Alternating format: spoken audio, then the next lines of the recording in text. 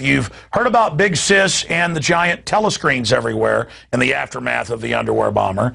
The 9,000 locations of malls and Walmart saying don't trust anybody but government.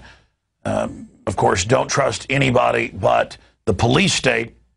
And now, of course, they've got TV ads on saying don't trust your neighbors, and Al-Qaeda is everywhere, and rebranding it over to the Tea Party and anybody who's a libertarian.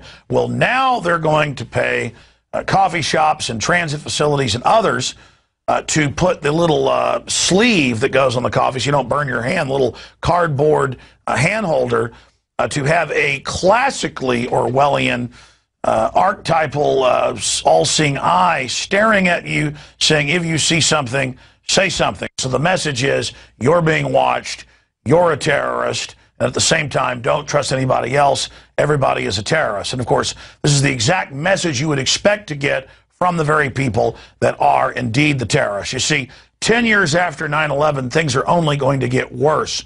More groping, more checkpoints with TSA-trained goons grabbing your wife's breasts and your child's genitals at the NFL football game. Not less.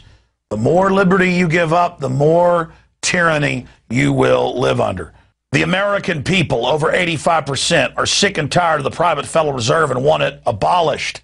I've seen polls of close to 90% against Rick Perry's attempt to force Gardasil shots. USA Today, 85% against the TSA. I tell you, I talk to people on the street, it's more like 98%.